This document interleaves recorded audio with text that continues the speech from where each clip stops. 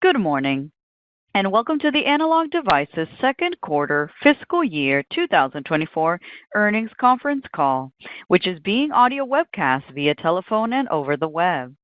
I'd now like to introduce your host for today's call, Mr. Michael Lucarelli, Vice President of Investor Relations and FP&A. Sir, the floor is yours. Thank you, Gigi, and good morning, everybody. Thanks for joining our second quarter fiscal 2024 conference call. We'll be on the call today are ADI CEO and Chair Vincent Roche and ADI CFO Rich Puccio. For anyone who missed the release, you can find it and relating financial schedules at investor.analog.com. On to the disclosures. The information we're about to discuss includes forward-looking statements, which are subject to certain risks and uncertainties as further described in the earnings release and our periodic reports and other materials filed with the SEC. Actual results could differ materially from the forward-looking information as these statements reflect our expectations only at the date of this call. We undertake no obligation to update the statements except as required by law. References to gross margin, operating and non-operating expenses, operating margin, tax rate, EPS, and free cash flow in our comments today will be on a non-GAAP basis, which excludes special items. When comparing our results or historical performance, special items are also excluded from prior periods. Reconciliations of these non-GAAP measures to the most directly comparable GAAP measures and additional information about our non-GAAP measures are included in today's release. And with that, I'll turn it over to ADI CEO and Chair, Vince. Thanks very much, Mike. Good morning and a big welcome to you all. So in the second quarter, a strong focus and execution resulted in revenue of $2.16 billion, with profitability and earnings per share finishing above the high end of our outlook. With 2Q now behind us, we believe we've passed the low point of this cycle. Notably, global manufacturing PMIs, which are highly correlated with our core business, are improving, customer inventories are stabilizing, and our bookings have improved for a third consecutive quarter. Our growing optimism remains guarded, however, as short-term economic and geopolitical uncertainty persists. As such, we will continue to manage the near term with great discipline as we fund and execute against our longer-term strategic priorities to drive increasing levels of value for all of our stakeholders. So with that framing, I'd like to share some examples with you of how we are continuing to strengthen ADI's high-performance franchise across all markets and creating unique growth drivers that will be additive to what we hope will be a strong cyclical recovery. For example, in healthcare, we have exciting wins in areas such as the rapidly expanding surgical robotics market, where the performance of our precision signal processing and connectivity solutions is critical. And in the fast-growing continuous glucose monitoring space, we've won multiple opportunities across several customers. Our unique digitally enabled analog front-end solutions increase the accuracy and power efficiency of sensors and extend battery life from days to weeks. In industrial automation, the growth of the digital factory is accelerating upgrades to higher bandwidth, deterministic industrial Ethernet that can support up to 10 times the number of edge devices across the factory floor. We believe our leadership position with key customers will create a durable revenue stream beginning next year that can grow to several hundreds of millions of dollars as deployments ramp over time. Turning to automotive, our solid performance is being driven by the proliferation of higher content vehicles that use more power management, more connectivity, and an increasing number of sensor platforms that open new signal processing opportunities for ADI.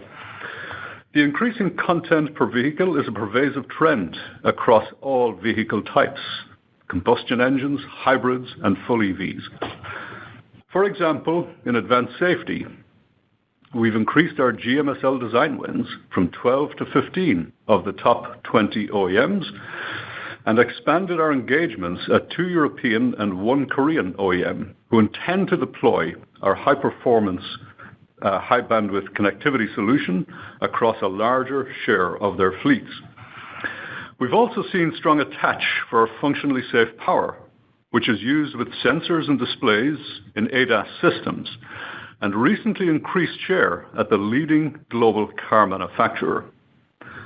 In electrification, we've expanded our battery management system share at leading Chinese OEMs and more than doubled our BMS share in upcoming European OEM model launches, and 2 manufacturers intend to deploy our higher content wireless solutions starting next year. Now, I'd like to use the rest of my prepared comments today to share our perspective on the role that artificial intelligence is playing and will play at ADI in the future. This technology has clearly reached a tipping point, and our AI opportunity spans from sensor to cloud. While we've been adding algorithmic and software intelligence to our products now for decades, we've expanded the scope and pace of our investments in recent years. Today, we are increasingly leveraging AI in and around our products, as well as in our operations, to more fully meet our customers' needs and extend our industry leadership. We're deploying AI internally to help accelerate engineering development, enhance manufacturing efficiency, and create a better customer experience. But the majority of our activities are centered around product portfolio innovations that position us to take advantage of AI's enormous potential. We see this business opportunity coming in 2 distinct waves. The first wave, focused on infrastructure, is now underway and, as we all know, is growing very rapidly. In order to tackle the intensified energy and processing demands of AI compute systems, data center customers are investing in new vertical power architectures. As we highlighted previously, our vertical power technology, which can reduce power losses by up to 35% compared to existing architectures, is gaining traction with hyperscalers. We continue to leverage our heterogeneous integration expertise to create more efficient, smaller vertical power solutions that deliver more value and enable us to capture more share in this nascent space. Power-efficient computing, though, is just one challenge the AI ecosystem faces. Data must also be transported efficiently, securely, and at much, much greater speeds. This is driving wireline customers to upgrade connectivity infrastructure, sparking a transition to 800 gigabit and 1.6 terabit optical modules. At the electro-optical interface, our ability to provide high-performance solutions that integrate analog, digital, and memory in a reduced form factor is indeed a key differentiator. Our high-precision controller was recently designed into a 1.6 terabit optical module used in the next-gen AI systems of the high-performance compute leader. In industrial, AI is fueling extraordinary demand for high-bandwidth memory and high-performance compute. This, in turn, is driving a new growth vector for our instrumentation and test business, particularly in SoC and memory test. We're working with key players globally to enable faster digital scan speeds, higher channel density, and the improved energy efficiency necessary to scale production of AI systems. The significantly greater amount of ADI content in these systems is positioning our high-performance compute and memory test sectors for record revenues in the near to midterm. The opportunity ahead for ADI is to compound the impact of this first wave by bringing application-specific AI models and high-performance compute right down to the physical edge, creating greater system value with added improvements in latency, power efficiency, security, and cost. So let me share some examples of how we are working to amplify this second wave. For example, in acoustic systems, we are combining our application-specific algorithms with ultra-low energy processing hardware to enrich our audio platform offerings. We're also developing a mixed-signal processor with embedded neural networks that enable a system to learn and adapt to the highly variable nature of sound in real time. Excitingly, we have strong traction with multiple customers in this area. Now, in the same vein, we're leveraging our rich domain expertise with our growing processing capabilities to enhance our advanced connectivity platform in next-generation 5G radios. For example, we've implemented the first AI-enabled technology combining an energy-efficient real-time neural network with an AI-assisted development tool to give customers the ability to solve their linearization challenges in a fraction of the time. In our power management platform, we're using AI to address the arduous challenge of tuning power trees for volatile consumption patterns in data centers.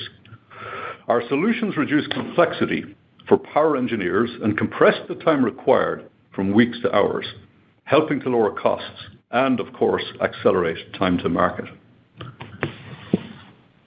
The ADI has always operated at the physical edge, where the world's most important real data is born.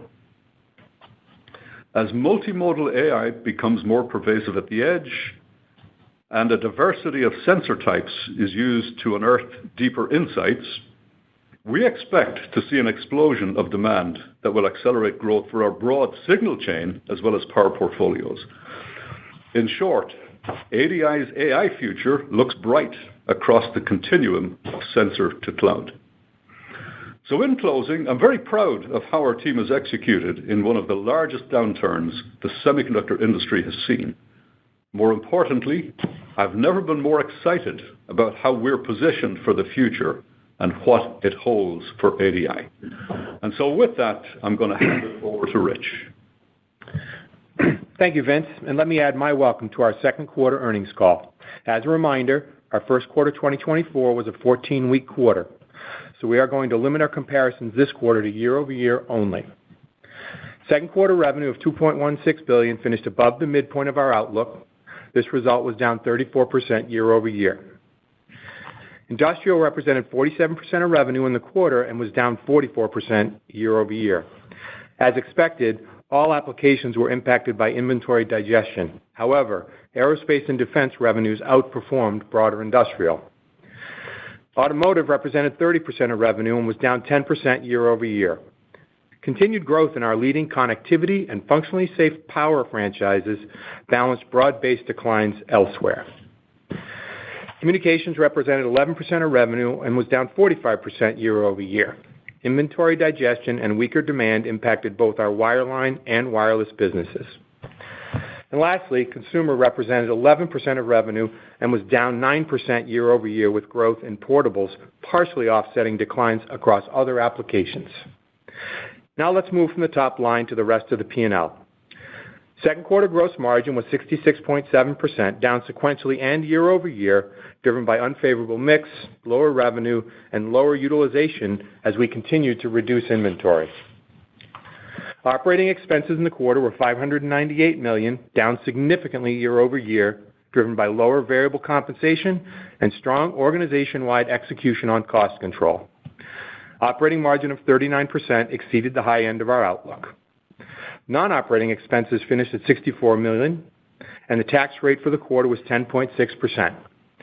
The net result was EPS of $1.40, above the high end of our outlook. Our financial position is solid, and I'd like to call out a few items from our balance sheet and cash flow statement. We ended Q2 with more than $2.3 billion of cash and short-term investments and a net leverage ratio of 1.1. During the quarter, we raised $1.1 billion of debt for general corporate purposes, including upcoming debt maturities. Inventory decreased $74 million sequentially, and days declined to 192 from 201. As planned, we reduced channel inventory this quarter, with weeks ending at approximately 8. Operating cash flow for the quarter and trailing 12 months was $0.8 billion and $4.3 billion, respectively. CapEx for the quarter and trailing 12 months was $188 million and $1.2 billion, respectively. We continue to expect fiscal 24 CapEx to be roughly $700 million, which is a reduction of approximately 45% versus 2023, as our hybrid manufacturing investment cycle tapers. Not included in these figures are the benefits from both the European and U.S. CHIPS Acts. During the last 12 months, we generated $3.1 billion of free cash flow, or 29% of revenue. Over the same time period, we have returned roughly 110% of our free cash flow via dividends and share repurchases. As a reminder, our policy is to return 100% of free cash flow to our shareholders over the long term. Now I'll turn to the third quarter outlook. Revenue is expected to be $2.27 billion, plus or minus $100 million, up 5% sequentially at the midpoint. Once again, we expect sell-through to be higher than sell-in. At the midpoint, we expect all B2B markets to increase sequentially with the fastest growth in industrial, and for consumer to exhibit seasonal strength. Operating margin is expected to be 40% plus or minus 100 basis points. Our tax rate is expected to be between 11 and 13%, and based on these inputs, adjusted EPS is expected to be $1.50 plus or minus 10 cents. Before passing it back to Mike to begin Q&A, I'll share some final thoughts on our near term. As Vince indicated, we believe we are at the beginning of a cyclical recovery as our bookings increased throughout the quarter, and we exited 2Q with a book-to-bill above parity for the first time in well over a year. No doubt, cyclical transitions can be challenging, but they also provide opportunity for outsized business acceleration when approached with a balance of fiscal discipline, smart risk-taking, and strong execution. ADI has always excelled in these areas, and we look forward to driving outstanding value for our stakeholders in the quarters to come. With that, I'll pass it back to Mike for Q&A. Thanks, Rich. Let's get to the Q&A session. We ask that you limit yourself to one question in order to allow for additional participants on the call this morning. If you have a follow-up question, please re-queue, and we'll take your question if time allows. With that, we have our first question, please. For those participating by telephone dial-in, if you have a question, please press star 11 on your phone to enter the queue. If your question has been answered and you wish to be removed from the queue, please press star 11 again. If you are listening on a speakerphone, please pick up the handset when asking your question. We'll pause for just a moment to compile the Q&A roster. Our first question comes from the line of Tore Svanberg from Stifel. Yes, thank you, and congratulations on finding the recovery here. I had a question about the outlook for Q3, specifically in industrial. I think you indicated that you expect industrial to be the strongest performer this quarter. I was hoping you could talk a little bit about what's behind that strength between end market demand, inventory replenishment, and if there's any subsegments within industrial that's driving that outperforming growth. Thank you. Sure, Tor. This is Rich, and I'll take that one. So industrial obviously is our most diversified and profitable end market, and it's weathered an unprecedented broad-based inventory correction over the past year. Importantly, we expect Q2 was the bottom for industrial, and it will grow in the second half starting here in 3Q.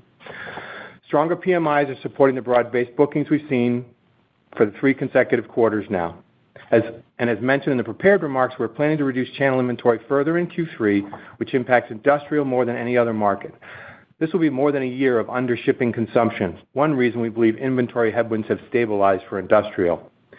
Given these dynamics and the exciting design wins and AI-related tailwinds in our instrumentation and test business, which Vince alluded to, we feel strongly we are at the beginning of the industrial recovery. Yeah, I think one other piece of color, Tori, is that obviously the aerospace and defense business is doing well. We've a lot of high prospects for that over the coming years. But I think in general, geographically, it's been on the upward in terms of demand and across most of the segments, and particularly the ones that Rich pointed out. And Tori, on the outlook comment, you're right. That just to clarify what we said, of the B2B markets, industrial will grow the fastest. Consumer will grow faster than industrial in 3Q. So if you want to just kind of back of the envelope it, consumer is probably growing about 10% sequentially, and industrial is probably closer to mid-single digits, and the other 2 markets are probably a little bit below that industrial level, but all markets should grow in 3Q. Very helpful. Thank you. Thank you. One moment for our next question. Our next question comes from the line of Stacy Rasgon from Bernstein Research. Hi, guys. Thanks for taking my question. I wanted to ask about the book-to-bill. So it's above 1. Is it above 1 in all the segments, or is it just above 1 in industrial? Yeah, sure. It's actually, so good question. It's above 1 in all end markets. Not all applications within end markets are above 1, though. And if you think about the shape of that, bookings throughout the quarter, we talked about last earnings call. Bookings improved, and they started below parity and exited the quarter above parity, and that's across all markets and geographies. But again, I'll reiterate, it's not all applications. And we talked a little bit about On the last question about what applications are above 1, you can think of some instrumentation, some automation, some aerospace and defense within industrial. So broad-based improvement in bookings across all markets and geographies is really the main takeaway. Got it. That's helpful. Thank you. Anytime, Stacy. Thank you. One moment for our next question. Our next question comes from the line of Toshiya Hari from Goldman Sachs. Hi, good morning. Thank you so much for taking the question. I wanted to ask about the back half of the calendar year and how you're thinking about the shape of the recovery. Vince, you've lived through many cycles. I think typically, the same way we underestimate the magnitude of the pace of the downturn, we collectively underestimate the pace of the upturn. So I'm curious if you expect this upturn to be similar to past cycles and we kind of follow those patterns, or do you see anything in the marketplace today or anything from customers that would indicate, something materially different in terms of the shape of the upturn? Thank you.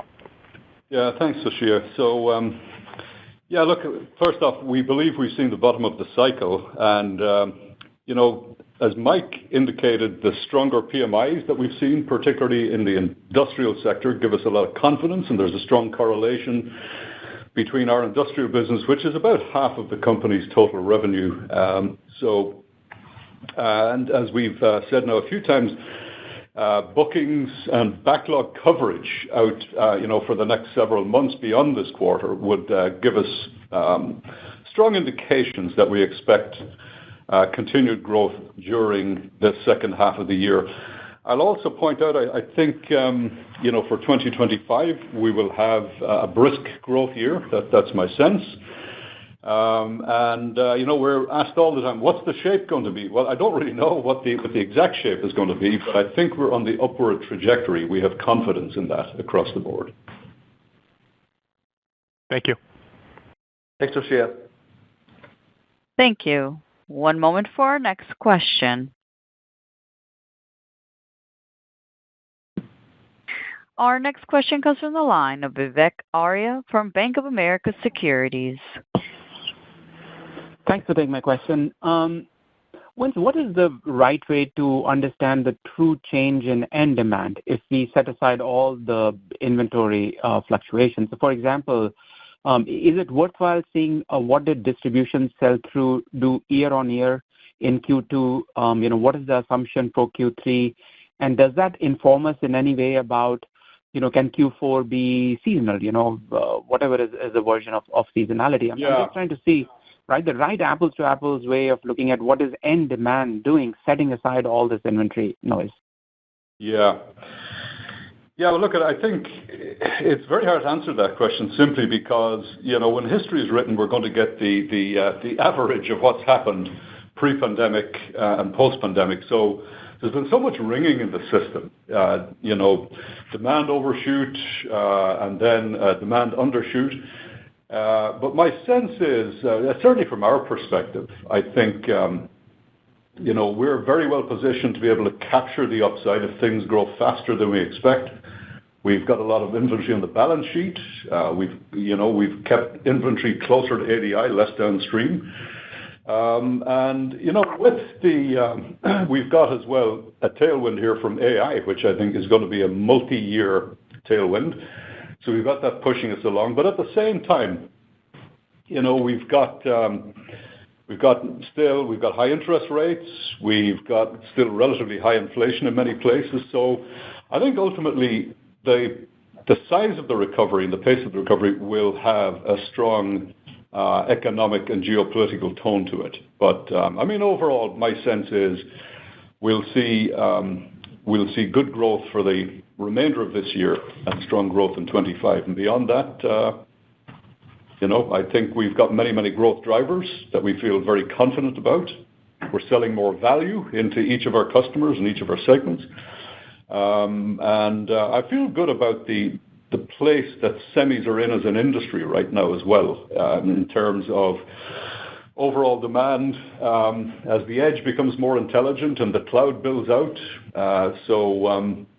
but very, very hard to give you an answer on the puts and takes. I mean, the dynamics of the relatively near term are hard to decode. But what we can tell you is, given where PMIs are at, given where our demand's at, we're in a recovery phase. Yeah, and Vince, I would add to that, while it's impossible to get perfect visibility into our end customer inventory, certainly the signals that we monitor tell us that customer inventories are much healthier than they were previously as we enter the second half. And this is also aided by our belief that we have been under shipping, under consumption for over a year now, both in the channel and direct. But on the channel commentary, would have some quantification, right, of what the sell-through has been in the reported quarters year on year. Yeah, I can help you out there, Rebecca. I think your question is kind of what's sell-in versus sell-through. We talked about last earnings call. We talked about reducing the channel inventory by about $100 million. We achieved that in our 2Q. We actually did a little better than that. As you look to 3Q, we'll reduce channel dollars again, but not by that much, not nearly 100, much less than 100 million. So we're getting more normal in the channel as our weeks are coming down into our target range. So that normalization is helping some of the growth, but sell-through is also increasing in 3Q from 2Q, which is really how we drive the business and look at for the indication. As you fast forward to 4Q, if these bookings continue, we don't know, there's no reason to think we won't be more in balance in 4Q from a ship-in versus ship-out perspective as well. And then we'll see how 1Q goes from there. So I think that's kind of the question you're asking is there's a piece Rich talked about and Vince talked about the customer's inventory. That's leaning out. If you look at us and what we're shipping in the channel, that's also normalizing, setting us up for a good second half in 2025. Thank you. Thank you. One moment for our next question.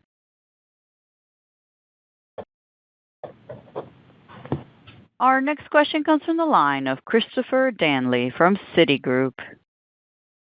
Hey, thanks, gang. Can you talk about the gross margin drivers from here? Maybe touch on utilization rates and inventory trends. And some of your competitors have talked about pricing returning to historical norms. If that happens, can you still get the gross margins back to the previous peak? Sure. I'll take that one.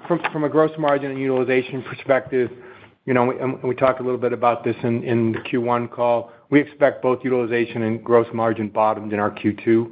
However, we do expect the pace of gross margin expansion in the second half to be modest, and specifically for Q3, we anticipate gross margin a bit above 67%. Looking from here, gross margins expansion is going to be dictated by continued revenue growth, mix of business, and utilization. From our balance sheet perspective, since our peak in Q3, we've reduced balance sheet inventory significantly, including over $70 million in Q2. For the third quarter, we expect to reduce inventory again by a lesser amount than in Q2. Overall, we executed pretty strongly against our inventory reduction goals while mitigating the impact on gross margin, leveraging our dynamic hybrid manufacturing model. One of the things that's been super helpful in protecting us in this trough is the flexibility to swing capacity back into our fabs to help maintain utilization. We've done that effectively, which is why we called the floor on utilization. So I expect that utilizations, as the demand continues to increase, will start to increase and aid in our margin expansion. From a channel, as Mike mentioned, from a channel perspective, our goal was to reduce by $100 million, which we achieved. We will reduce an additional amount in Q3 to a lesser degree. And ultimately, we expect that this will get us firmly back into our target range of 7 to 8 weeks of inventory in the channel. Yeah, let me make a comment on the pricing side of things. So across the portfolio, our pricing has been very, very stable, and I expect that to continue.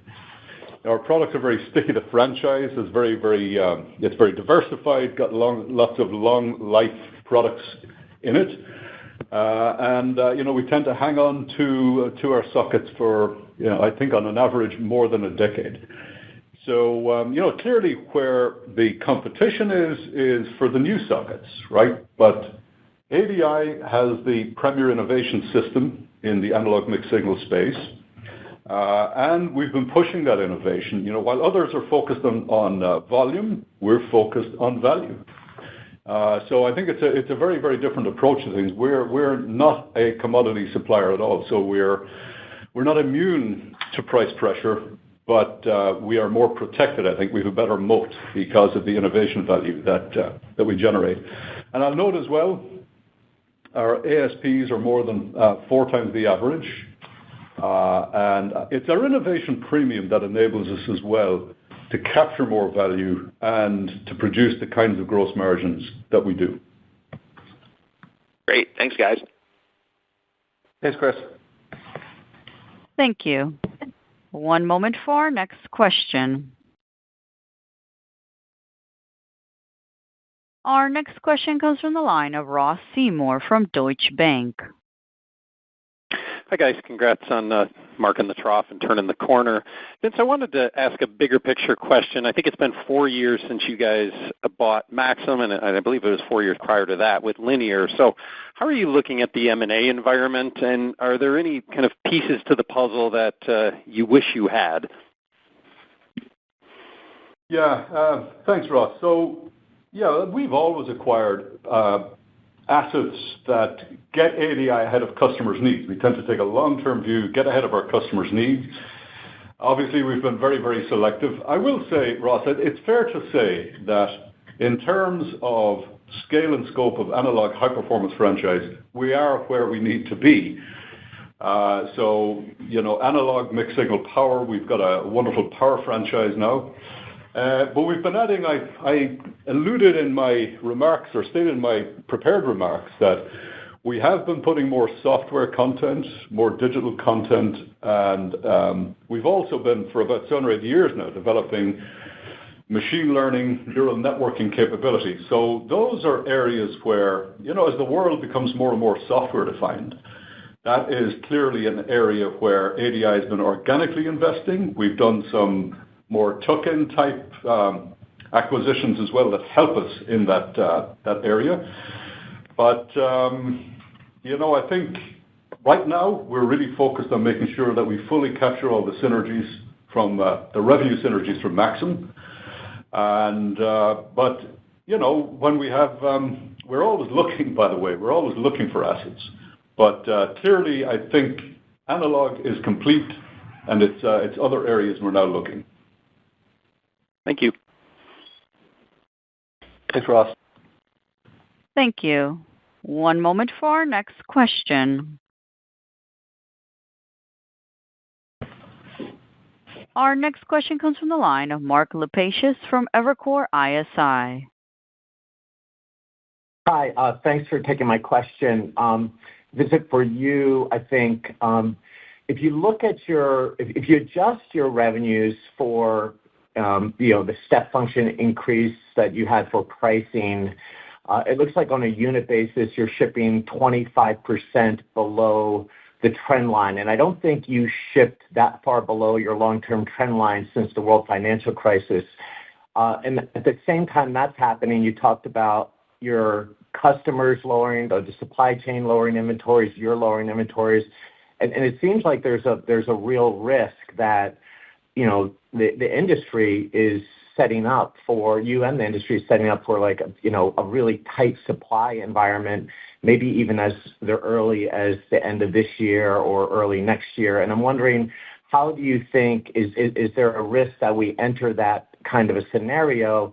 And it seems like your customers never learn about trying to get their inventories right and the orders to you on time. So, is there something that's changed in your operations that will enable you to adjust to that, what has historically happened, which is your customers overshoot on the downside on their inventories and then come in at the last second when things are really tight? Thank you. Yeah, well, I think surging demand is a problem of a high quality, and we have virtually 200 days of inventory in our balance sheet, staged primarily at the die stock level. So that gives us a tremendous amount of output that we could bring within weeks to the market. It's a question of packaging and test to a first approximation. Obviously, we're carrying finished goods as well. We have also spent, $2.5 billion plus on making sure that we have internal capacity in our 4 internal fabs to be able to meet the demands across the nodes that produce most of the revenue for ADI. We've got great partners like TSMC, for example, who are a critical part of our hybrid manufacturing model. So I think in terms of the ability to be able to address a really short order snapback is good, just given the coverage that we've got with internal inventories. Our distributors are carrying virtually 8 weeks as well of inventory. And then we've got all this new capacity. We've more than doubled the internal capacity on the critical nodes that address every single market that we participate in. So I think in terms of manufacturing agility, inventories, we're in good shape. Very helpful. Thank you. Thanks, Mark. Thank you. One moment for our next question. Our next question comes from the line of Harlan Sur from JP Morgan. Yeah, good morning. Thanks for taking my question. Great job on the quarterly execution. Within your distribution business, it's about 60% of your overall revenues. You can monitor sell-through in near real time, which allows the team to tightly control the inventories into this channel. On the direct business, less visibility on consumption, levels of inventory here. I think direct customer orders to you are probably the best indicator of where they are in terms of their inventory targets. So is the return to quarter-on-quarter growth in July and second half optimism on growth being driven by order growth at direct customers as well? And then just any qualitative differences on the residual excess inventory, disti versus direct?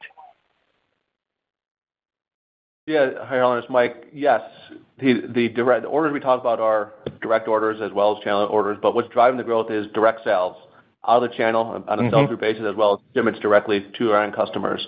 So yes, it's not about, we're not growing because the channel is refilling. We're growing because there's real demand out there on the end market level across all of our markets. We expect to reduce both balance sheet and channel inventory further in Q3 while growing. Does that answer the question, Harlan? Yes, it does. Thank you. All right. We'll go to our last question, please.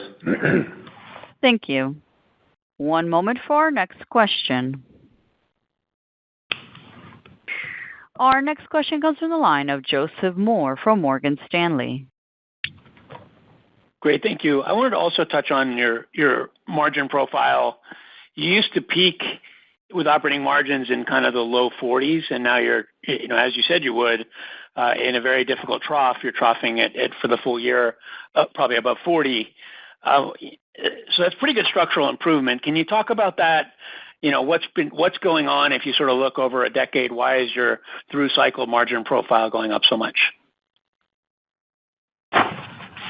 Yeah, so I think a couple of things, right? As we've talked about, the resiliency of our manufacturing process allows us to swing capacity in and out, which allows us to offset some of the down cycle pressure on margins because we're able to keep utilizations at a higher level given that swing capacity. Obviously, we continue to look for productivity and are executing on productivity improvements across all of our internal fabs. So I think that helps. And then if you think of, at an overall operating margin perspective, we've been demonstrating and will continue to demonstrate pretty strong operational control over expenses. When we expect we'll continue to see expansion in the margin as we grow, and as revenue returns to a growth phase, we will get comfortably back into our long-term margin model. Yeah, I think, Joe, as well, in addition to what Rich has said, it's important to point out that first and foremost, we're innovation-centered. And if you look at the vintage bands of our products in each of the segments, the big segments that we address, industrial, automotive, consumer, and communications, we're seeing ASP increases year on year. We're putting more value into our products. We're capturing more value. So I think that is kind of the root of things when I look forward. That's what's happening to, that's the origin, if you like, of the margin story for ADI. Our diversity helps us a lot. Our franchise isn't as price sensitive as many. As